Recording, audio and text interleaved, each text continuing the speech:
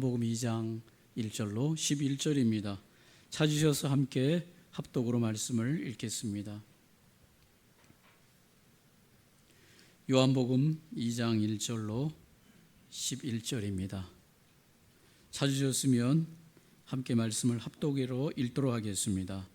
사흘째 되던 날 갈릴리 가나에 혼례가 있어 예수의 어머니도 거기 계시고 예수와 그 제자들도 혼례의 청함을 받았더니 포도주가 떨어진지라. 예수의 어머니가 예수에게 이르되 저들에게 포도주가 없다 하니 예수께서 이르시되 여자여 나와 무슨 상관이 있나이까? 내 때가 아직 이르지 아니하였나이다.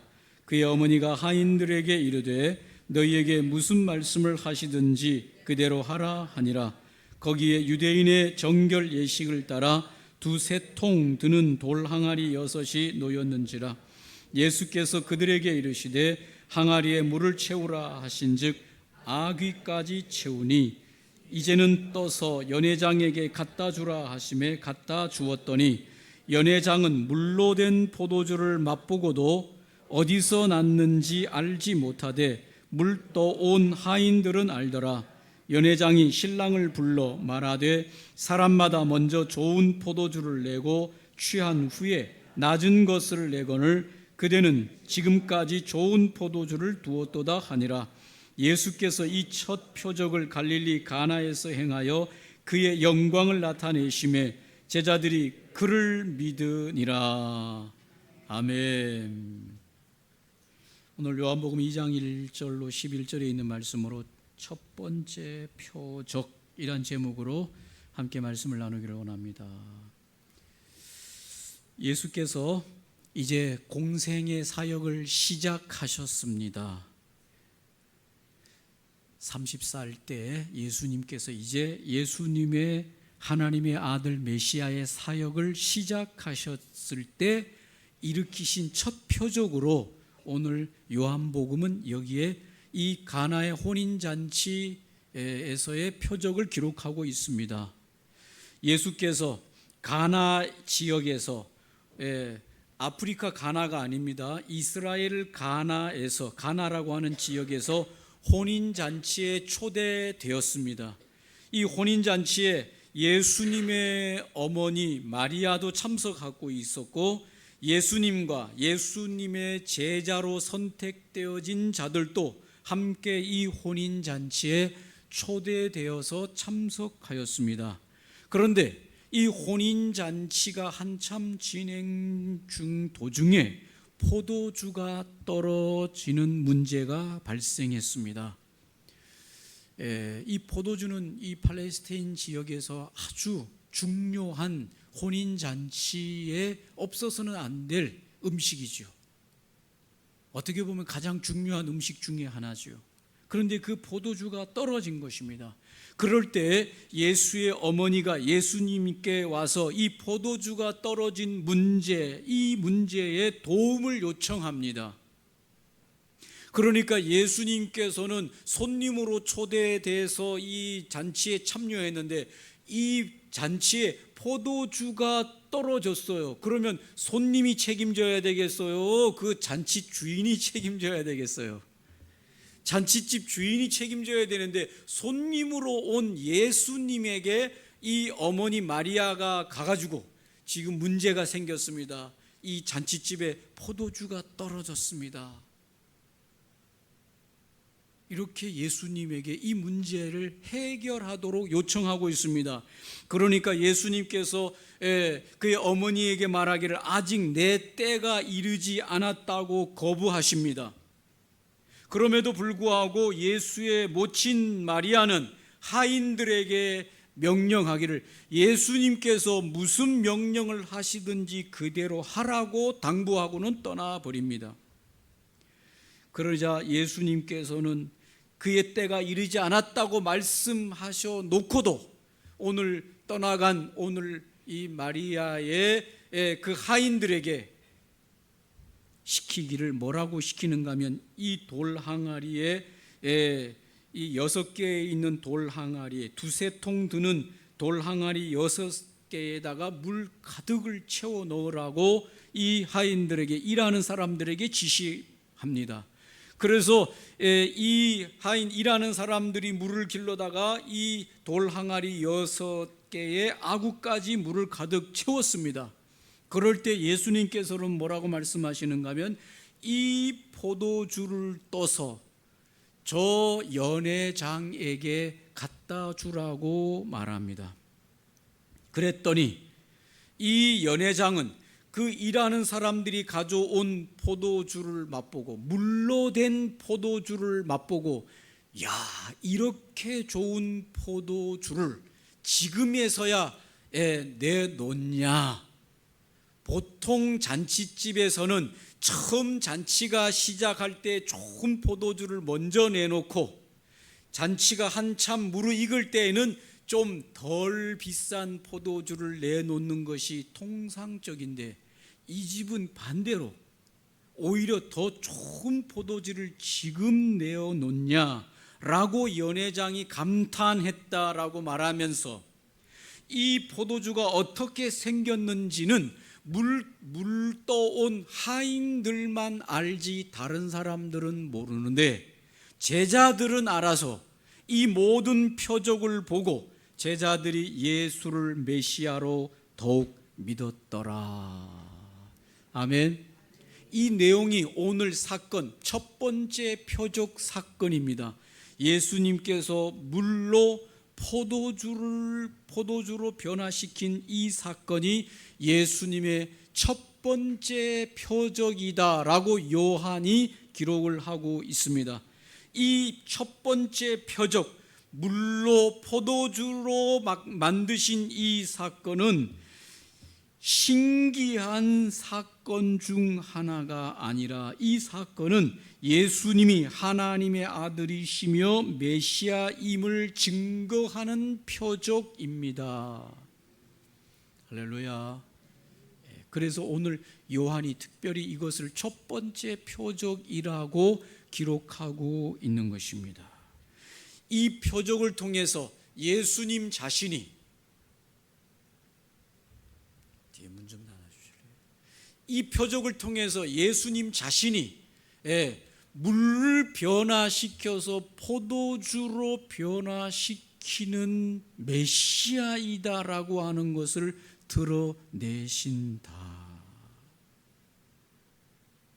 사랑하는 성도 여러분, 물과 포도주는 같은 액체이지만 전혀 다른 것이죠. 맞습니까? 여러분, 물과 포도주는 같은 액체로 되어 있지만 어떻습니까?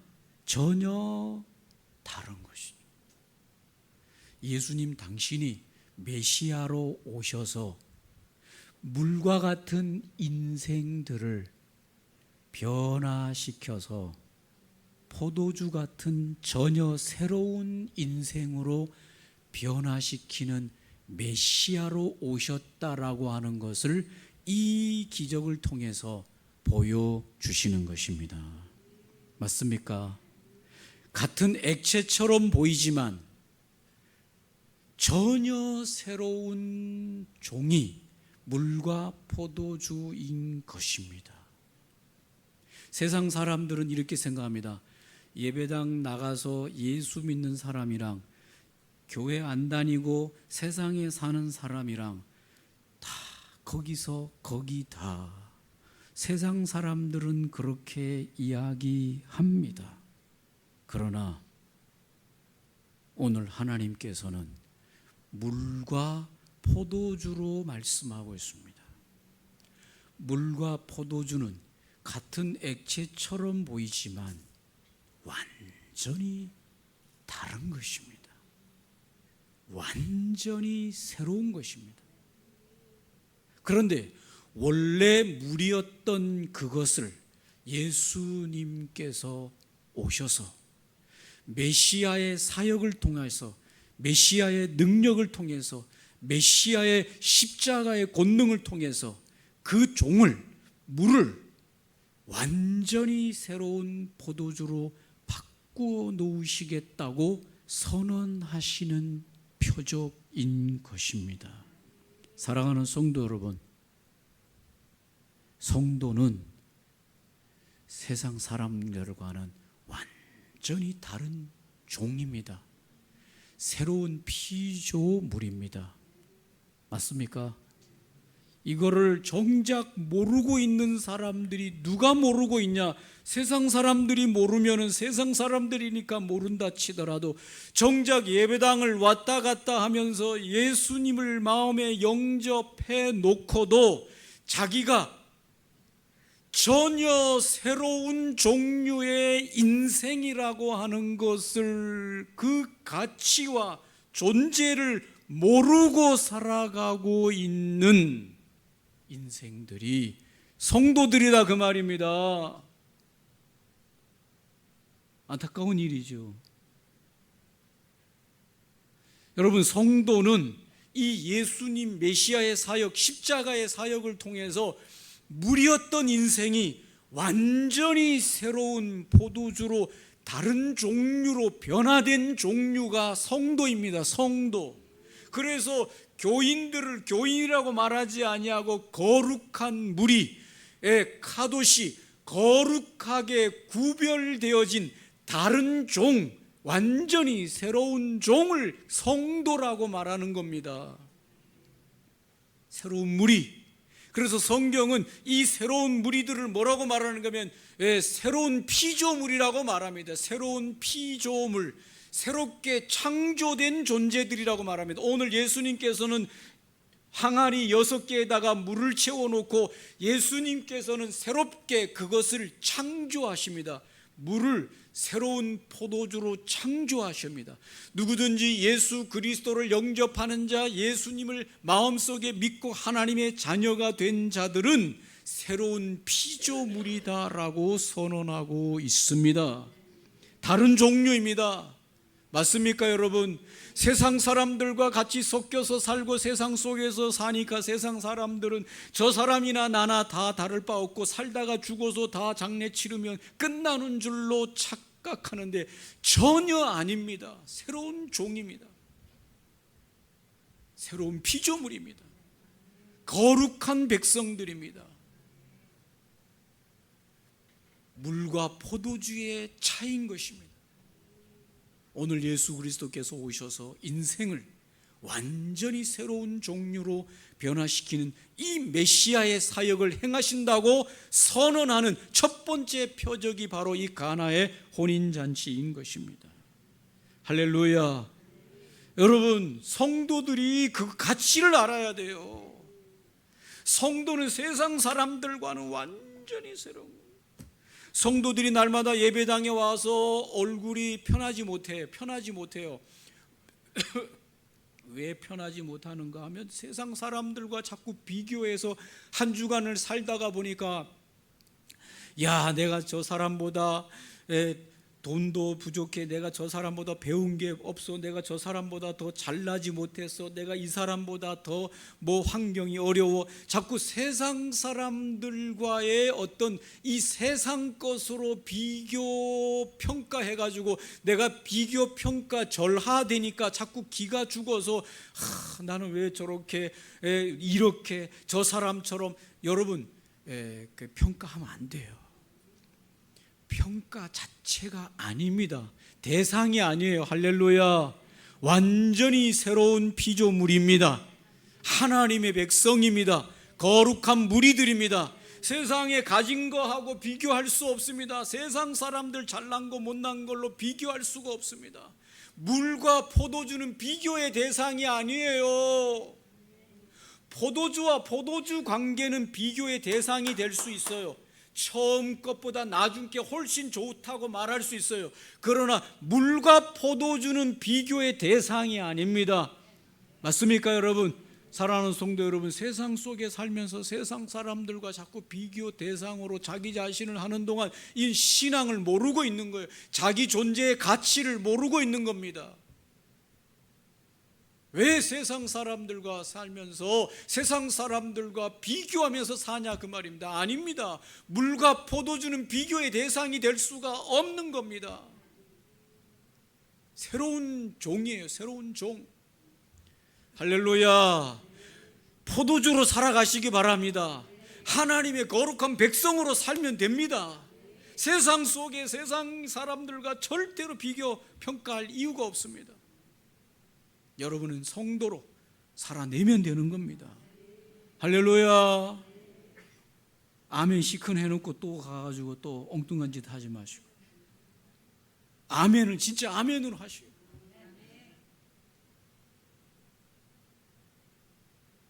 저는 평생 키 작았는데 제가 예수를 만나고 나니까 키 큰 사람 잘난 사람 아무것도 안 해요.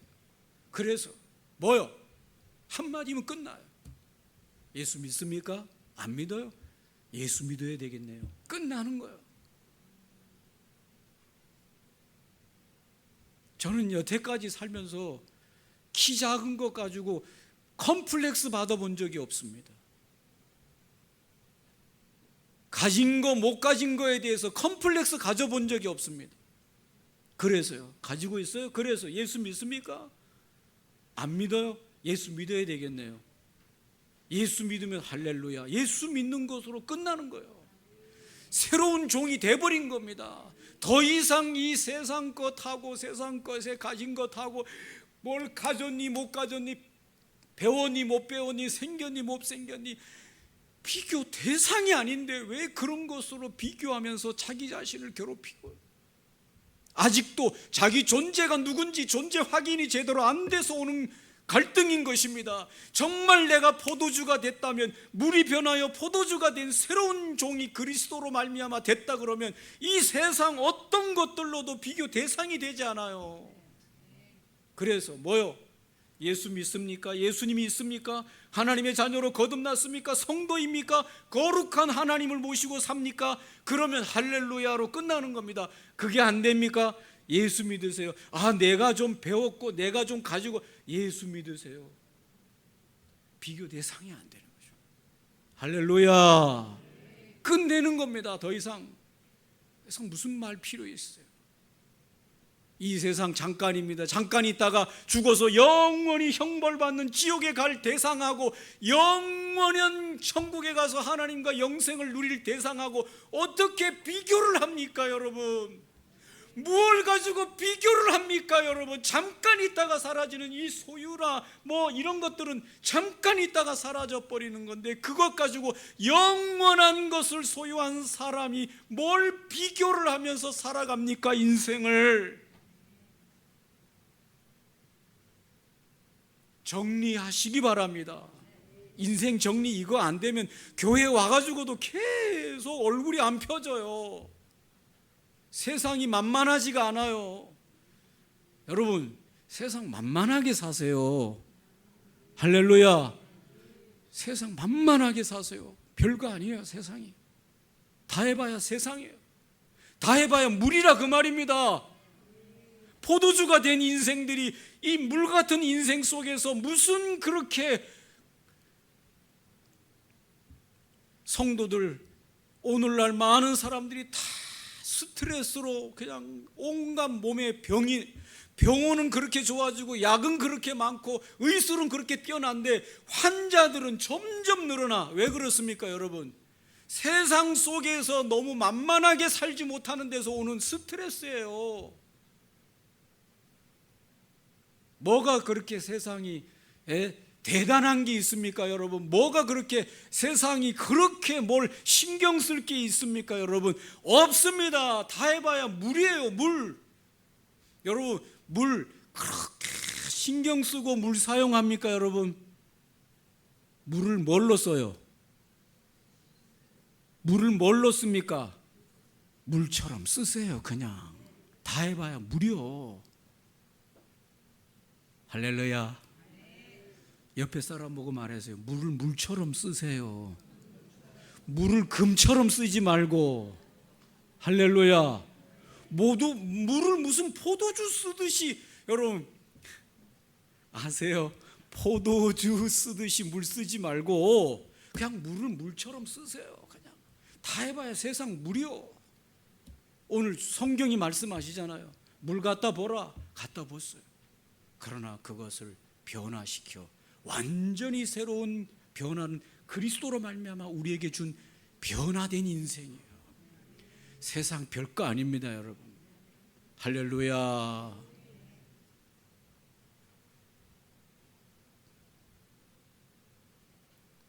맞습니까? 예.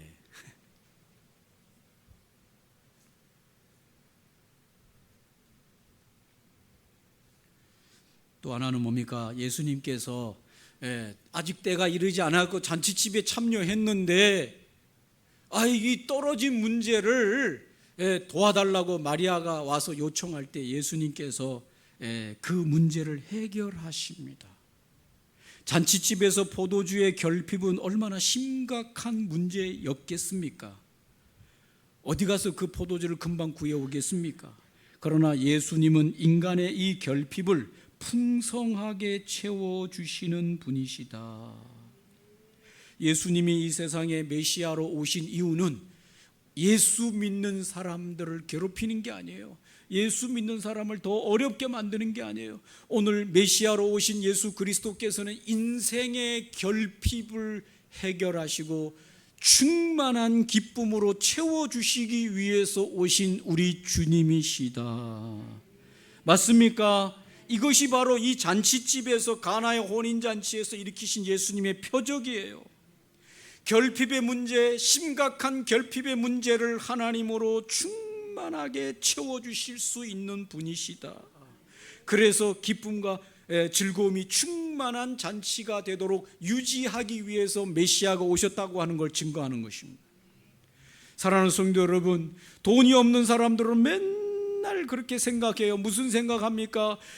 저렇게 돈 많은 사람이 뭔 걱정이 있겠나. 잘 못생긴 사람은 잘생긴 사람 보고 이렇게 생각해요.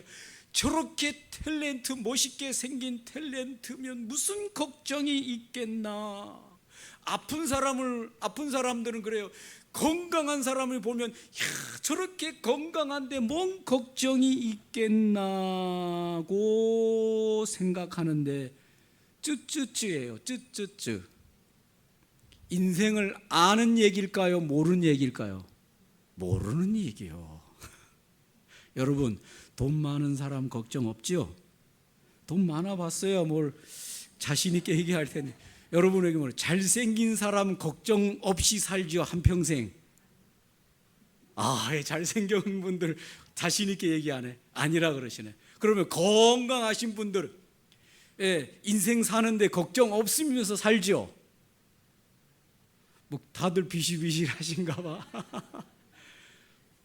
여러분, 돈 많은데 걱정이 더 많고요, 잘생긴데 걱정이 더 많고요, 건강한데 걱정이 더 많아. 신기한 일이죠.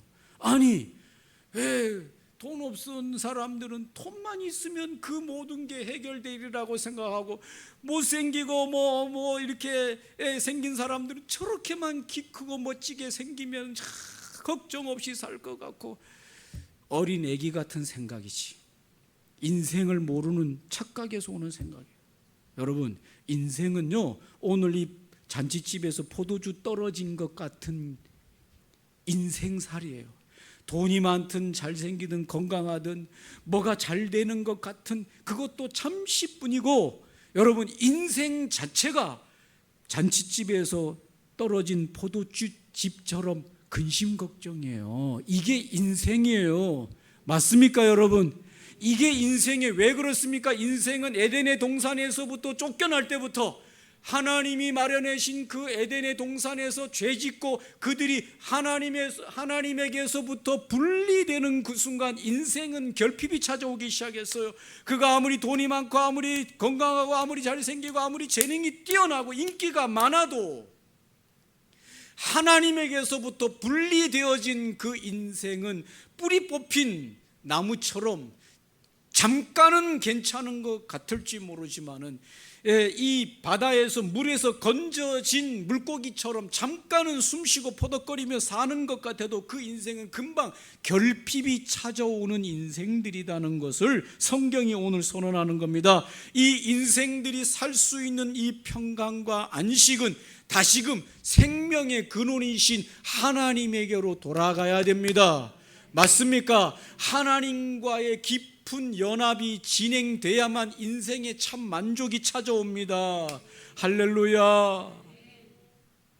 근원은 거기에 있어요. 뭔가 돈을 소유하거나 건강을 소유하거나 환경이 잘 되거나 재능이 뛰어나거나 인기가 있거나 이런 것들이 우리 인생의 완전한 결핍을 해결하는 것이 아닙니다. 그런 것들은 잠시 한 모금 가란 목구멍에 잠시 시원해지게 해주는 물에 불과한 것입니다. 금방 또 목마름이 찾아오게 되어 있습니다.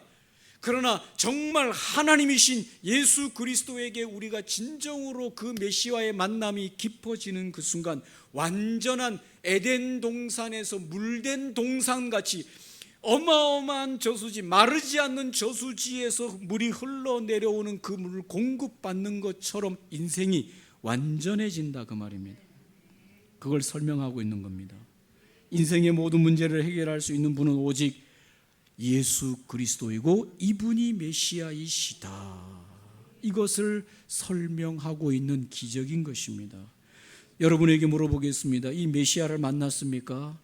만났죠. 여러분 만났죠. 그런데 왜 인생이 이렇게 목마를까요? 못 만난 이처럼 왜 이렇게 목마를까요? 여러분, 신앙생활하는 성도님들 보면 목마름이 가득해 있어요. 왜 그럴까요? 여러분, 수문이 닫혀 있어요. 여러분, 저수지에 물이 없는 게 아니야.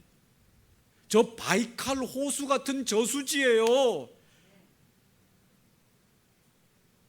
바이칼 호수 가보셨죠? 가봤다 그러세요. 러시아에 있는 거 아시잖아요. 안다고 그러세요. 예.